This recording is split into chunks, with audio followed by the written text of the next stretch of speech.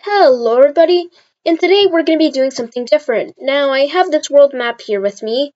I like this map. It's one of my favorite maps that I didn't personally make it, but it's one of my favorite maps. And I did make it World War II or post World War II, like seriously, divided Austria. And today we're going to be doing what if Republican China won the Chinese Civil War.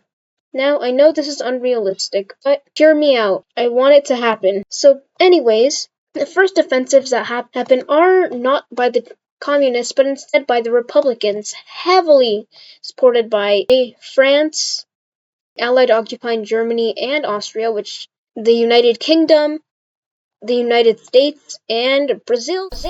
Hey there, this is a voiceover. Did you know that Brazil was actually part of the Allied powers? Yeah, I barely found this out, but apparently Brazil joined the Allied powers to aid in Europe. Now, they barely had any casualties, but I felt like I'd just throw this in to add some context to why I randomly threw Brazil in there. Thanks for watching. The first thing you see happen here is a counteroffensive by the Republicans going into and managing to recapture Beijing. Another counteroffensive is done, this time over here.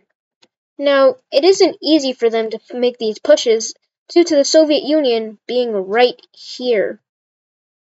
Talking about the Soviet Union, just kidding, Afghanistan isn't coming yet. The Republicans managed to encircle a tiny bit of things here, with the capital would encircle this area and capture it. I do not remember what I was saying. And they would also make more offensives over here. Oh yeah, so people were wondering how I could make it, or someone better was wondering how I could make this not go into the ocean or any other color. It's a paint.net thing. I've said this a million times, well, not a million, a couple times before, but I use paint.net to make these videos. I like it, and it's useful. Well, and it's probably the best software you can actually use for mappers. Watch a tutorial video to see how to actually do this. I think there should be a title card up here, but I don't know if I could do it. Anyways, and eventually would push to encircle massive areas, as their armies would proceed east, and these guys would try to block them from over here, with basically starving North Korea in a way, due to the only trade connection they can do now not being by this, only by this. Well, North Korea would be starved in the sense that it wouldn't be surrounded by communists anymore, it would be surrounded by mostly democracies.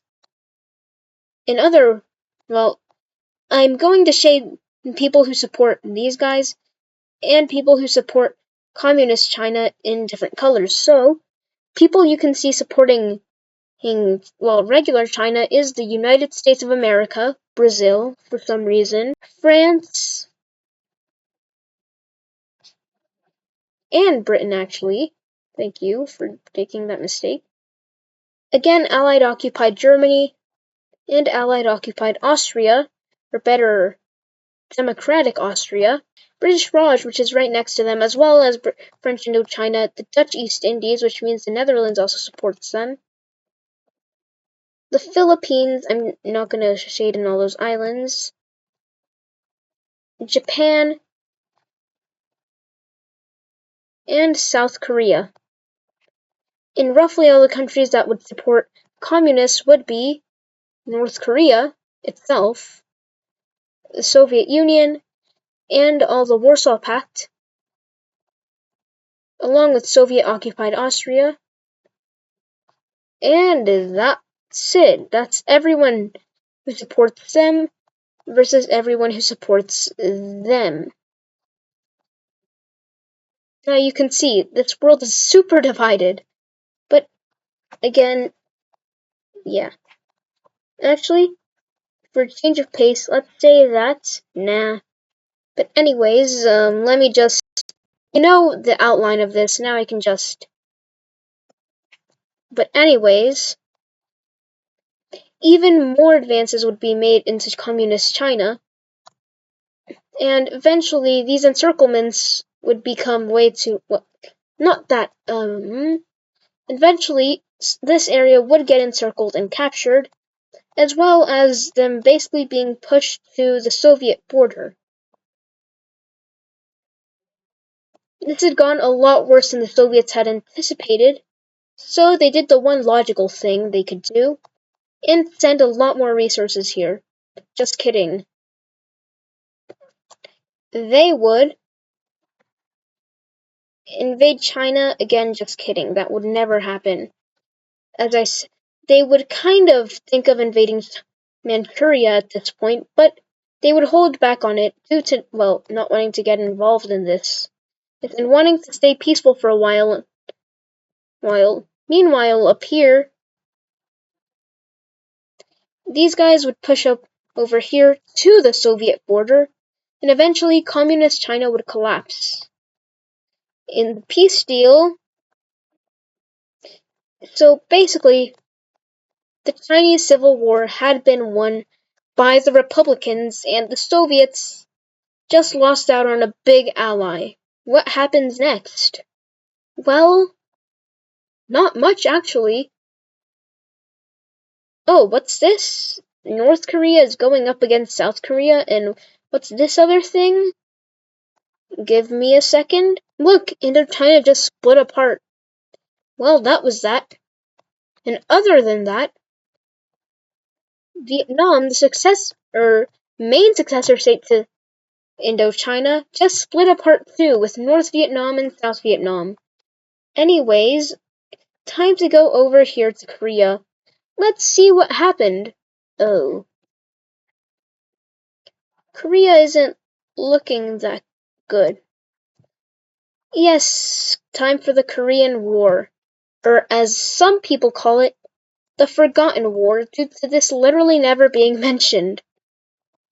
Other than by Alt History Hub and stuff, but we don't talk about him. And the Blitz would go the same, basically, as North Korea had done the Blitzkrieg that they did on their own. As basically Seoul would be captured again in a matter of days, and the North Koreans would advance super fast, literally pushing them back to Busan,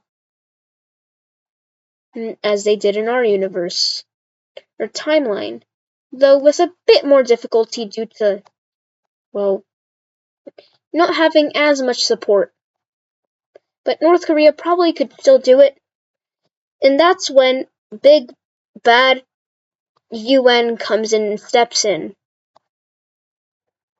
as they begin re-invading Korea, or getting Korea back, and eventually manage to push back all the way, and start pushing into North Korea. And the North Korean push would go exactly as you would think it would, as North Korea would go to what it was before the Chinese guys arrived, or before the Chinese arrived to save them.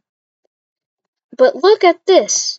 Where are the Chinese? Oh, they're democratic. And as North Korea is on their final push, it gets defeated. But not before. Don't worry, that's just other people. Korea falls to people who do not want the guy who's currently in charge to be in charge. And the UN allows this, allowing this Korea to be the new Korea. Finally, a peace treaty was drawn up where, well, South Korea annexed all of North Korea. But this time, horrific plans wouldn't be put into place, and Korea would be united once again. Oh my gosh, this looks so good. Anyways, the Soviets are so much weaker now, and to try to become stronger, and plus because Afghanistan was looking less and less communist, but not that much trouble. But Iran would have a short civil war between communists and Republicans. I wonder if this has happened before. Communists would obviously be supported by the Soviets, and the Democrats would be supported by literally everyone else. But the communists would start suspiciously close to the Soviet border, literally in the areas that were close to that. But somehow, Iran would manage to push all the communists out fairly quickly. And that's when the big boy himself stepped in. That's right again. The Soviet Union joined the war again, or is at war again. The Soviets would invade Iran this time. They would be able to push pretty far up here, with the trained mountaineers going here, but they would struggle a bit over here, as the Iranian mountains would be a bit higher over here. And the British would be as fearful as ever again for British Raj, fearing it would be surrounded by the influence of the Soviet Union, and fearing that Iran would become another Soviet SSR. So they did the logical thing and join in again, this time attempting to save Iran. And obviously, this could not have gone better, as they had actually managed to blitz through Iranian defenses in both areas. But the Soviets would also be blitzing, as Tehran would be captured in actually a matter of months. The British would actually get the south. So what does the peace deal look like? And this would be roughly the peace deal. Now, Iran would be divided, though it would be more in the British favor this time, as the Soviets would gain a puppet state over the northern Iran, where most of the where the capital is, but the British would gain a big chunk out of southern Iran than the north, and you can see a similar situation then in a bunch of places going on. Talking about that, Austria doesn't actually unify like it did in our universe. Why? Because I said so. Just kidding. I don't know. The Soviets want their own Austria, so they get it. They want a vacation place for their people. Well, and since this could be in the... Oh, and plus, since this has Vienna, that could be the perfect vacation place. But Germany would also reunite, and the Soviets are looking a whole lot bigger this time. A whole lot bigger. But something bad would actually happen to them, other than China and Korea. Mongolia would revolt and actually successfully revolt. And they decided to join the USSR. The Soviets for some reason allowed Mongolia entry as another SSR. But this would lead to a couple revolts, specifically in areas that don't really want to be under Russian control. Let me get those. The Baltic states would revolt, and they would fight hard for their independence, which they would get. This would inspire other separatist movements in the Soviet Union, though they would remain silent for a while, due to the Soviet Union still being absolutely massive, and actually more massive than they were in our universe. And also, if you're wondering what happened to Königsberg, it's a Lithuanian Kaliningrad, it's a Lithuanian puppet currently, but the Soviet Union is looking to reconquer these non-Warsaw Pact states back into the Soviet Union, especially because, well, they're the Baltics. They're Russia's national domain or something. Yeah, that's their excuse. But the Soviets barely lost anything compared to what they gained in Afghanistan and in Iran. Somewhere else in the world, a revolution that could have started World War III was stopped, which was the Cuban Revolution. As the Cuban Revolution was stopped by the Americans, Cuba would still be a democracy. But then, randomly, a fire happens in LA and destroys everything. Just kidding. That's not alternate history, or even history. That's reality.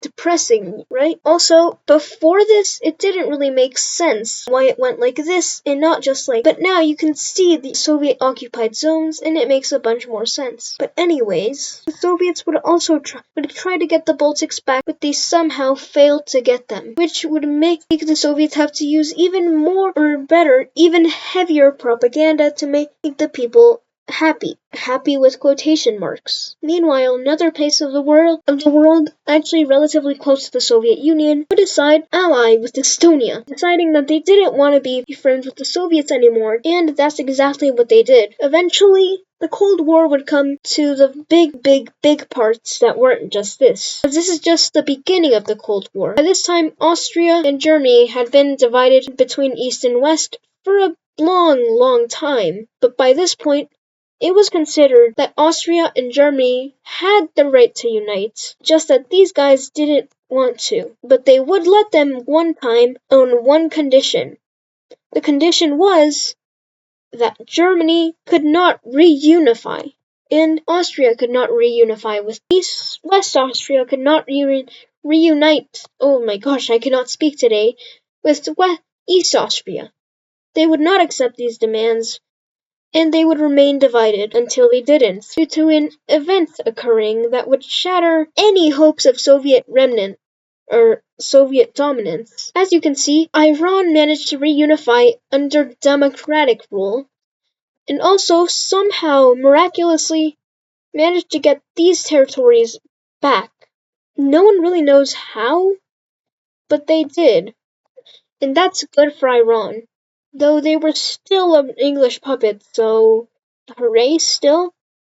Also, the British actually had an excuse to keep their colonies, as well as the French and everyone else, as their excuse was to protect from the Soviets and to protect them from themselves, or better said, to protect them from their communism.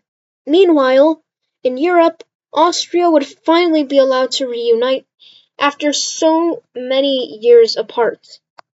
The Austrian people would be super happy, but the Germans would still be divided. Iran would only be the first domino to fall in this cataclysm, as the Ukrainian SSR would leave the Soviet Union. The first SSR, or better, third, that would successfully do it. Though the Baltics revolted, Ukraine literally would just leave without a trace. And along with Ukraine went Moldova, which would not remain an exclave of the Soviet Union, due to them simply just not wanting it. But Moldova would decide that they could really not survive on their own. So, what they would end up doing would be unifying with Romania, strengthening Romania a whole lot, or better, making Romania whole again. Though this would be heavily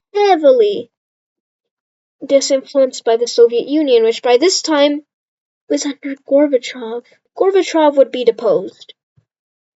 But this wouldn't stop SSRs from leaving, as the next SSR to leave would be the Afghan SSR, surprisingly. But the Afghan SSR would be followed by the Tajik SSR, which would be followed by the Kyrgyz SSR, which would be followed by the Uzbek SSR. But the first one to officially leave before this would be the Afghan SSR. Now realize how I didn't include this part. No, not that. This part of the Afghan border. Well, that's because the British annexed it. Yes, they annexed it. So the Afghans would have trouble, and they would lose their panhandle to China to the British of all people.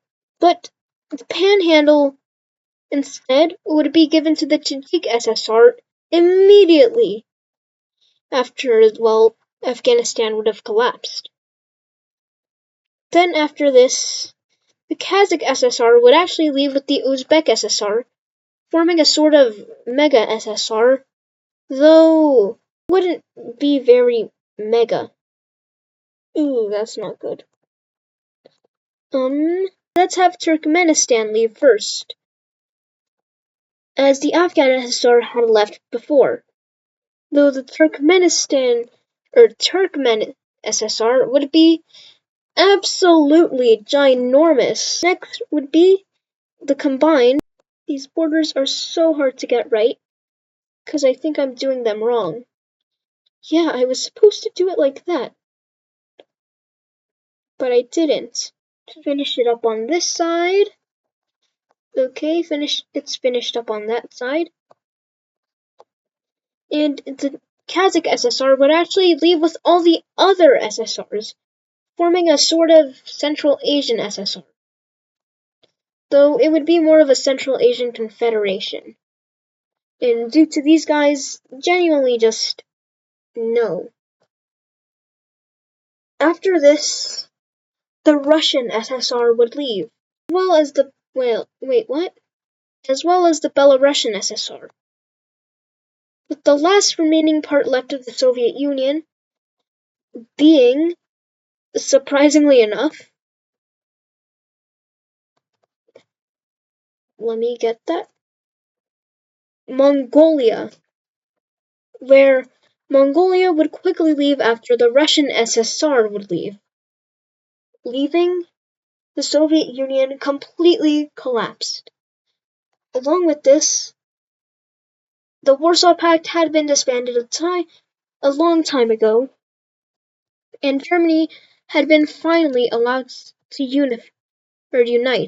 Oh, and about North and South Vietnam, I forgot to show it, but South Vietnam won the Vietnam War, meaning that Vietnam is also democratic. In this world, decolonization never happened, so a bunch of areas were still colonized. This is not good.